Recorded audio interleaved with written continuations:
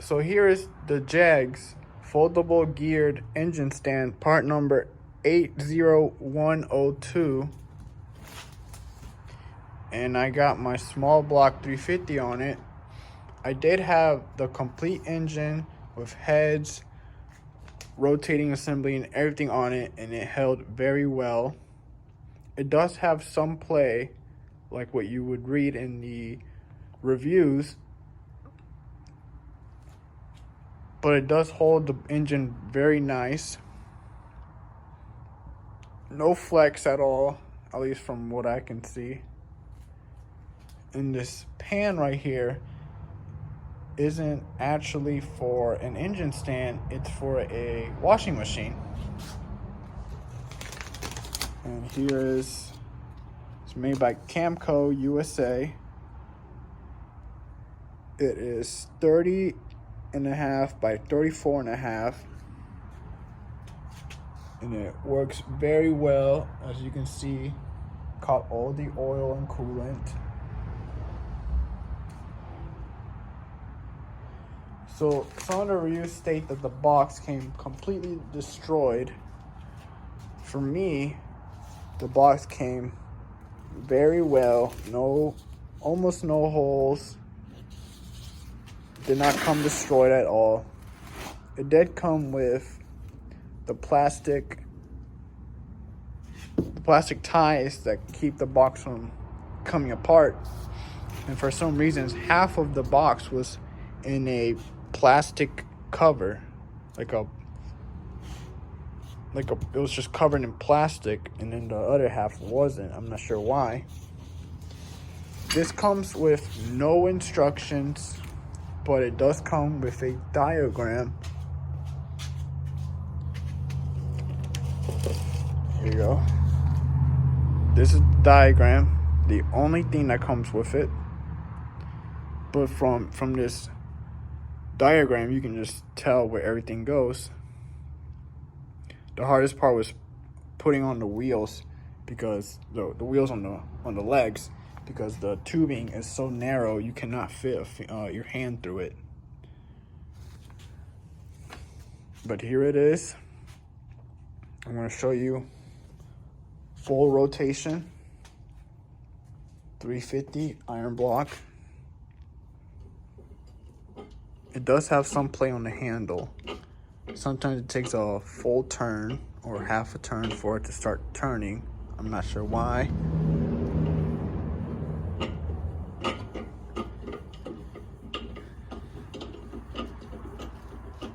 Sometimes it just stops. I still don't know why. I'm assuming the play in the gearing might be because there's not enough grease. I'm not sure. But it does full rotation. You can just rotate to whatever position you want and just leave it there and work on the engine. It won't spin back. But if you keep on rotating,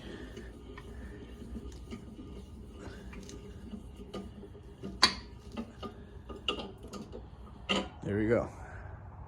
So for a small block 350,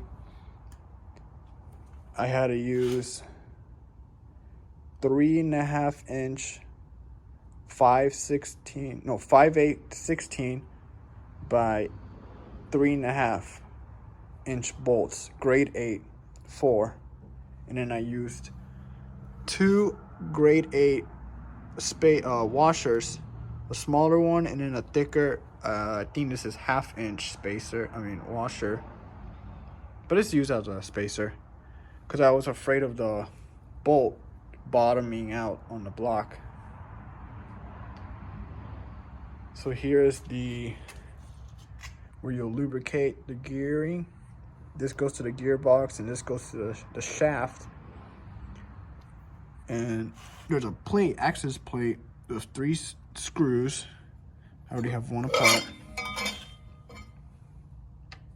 And this is what the gearing looks like.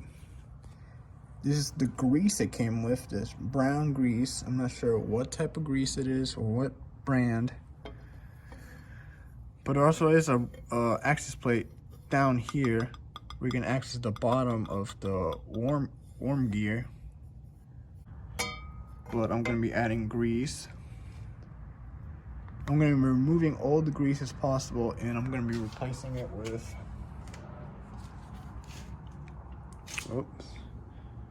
Super Lube multi-purpose synthetic.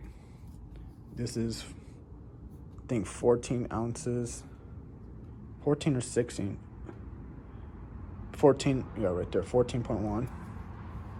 So what I'm going to do is get a grease gun, grease that and that with both Super Lube multi-purpose, and then I'm going to get, I guess I'm just going to use like a stick or something to apply the grease. After I clean all that grease out, I'm just going to pack it in, and we'll see if that improves it or not. The bolts I used were 3/8 16 by 3.5 grade 8, using the 3/8 grade 8 washer and a 1/2-inch washer, and they work perfectly. I forgot to mention that the pan was around $38 and I bought it at Lowe's. There are two versions of the pan. Well, there's actually four. There's two that are gray and two that are white. This is the gray one, and there's a smaller one that I believe that's around, I want to say 28 inches, maybe 28 by 25. I don't remember, but this is the larger one.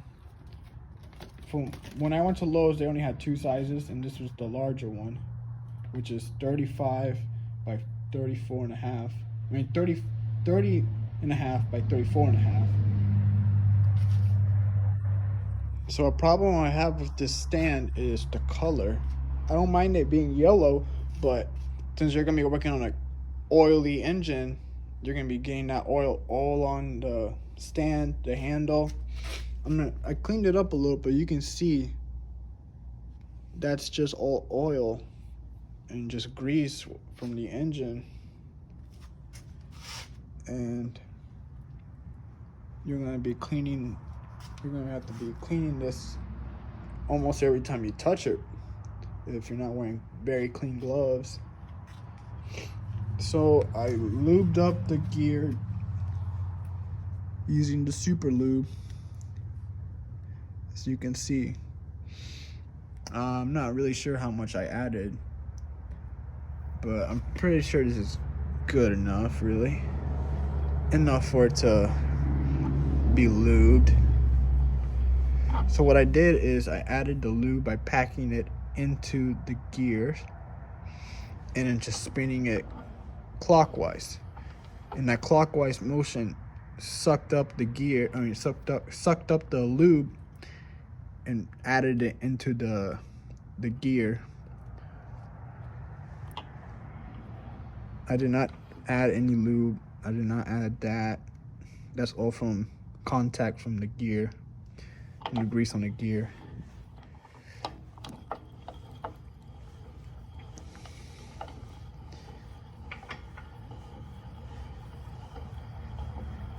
Now, the heavier the engine is, the harder it's going to be to turn, because this is very light. Back when I had the rotating assembly in the heads, it was somewhat difficult, but maybe with like a big block it'll be even more difficult. A fully dressed big block, or maybe like a diesel engine, or just anything that's heavier than a small block. It handles up to, I think, 1,200 pounds, so you should be good as long as you're using grade 8 bolts. You can see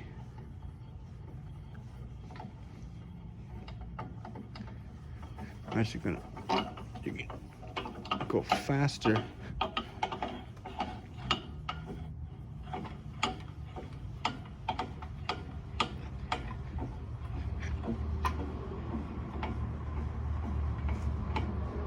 And there we go.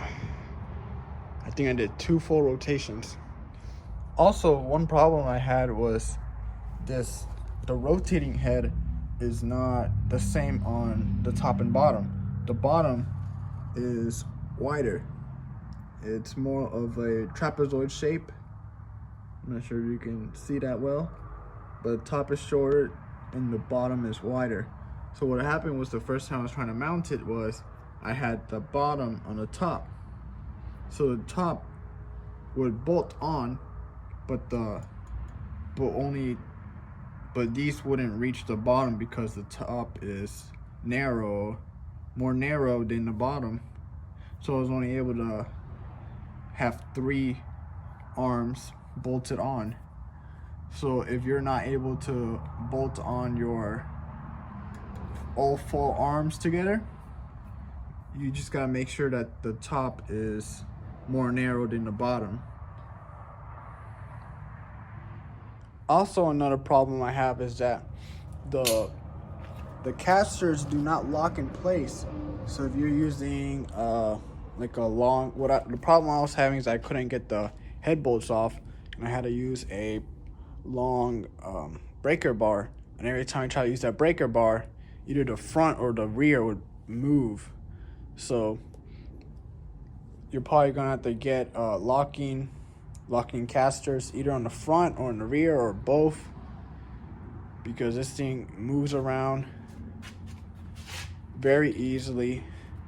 And it's also kind of hard to move when you're trying to move the engine to a spot.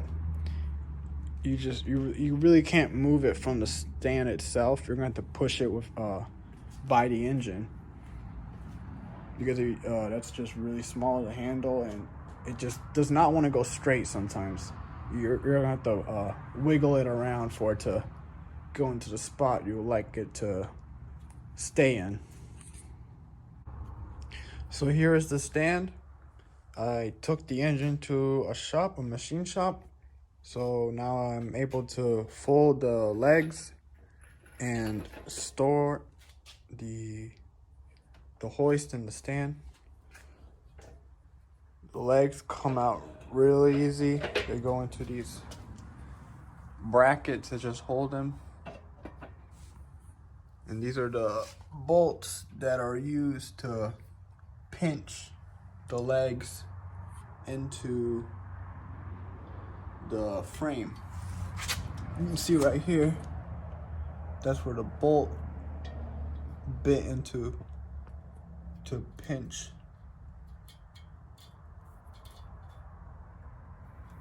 into the frame of the stand. And when the engine is off, it is pretty easy to move around. It's very light, pretty easy to move around. The casters are metal, but they move around very easy. I have no problem with it, but I still want to replace the casters with locking, so when you're using a breaker bar or a wrench, the stand won't move around. So overall, this is a really good stand.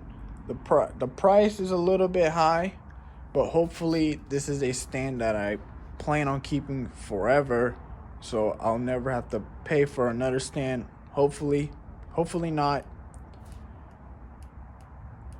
If you have any questions on the stand, just let me know down in the comments.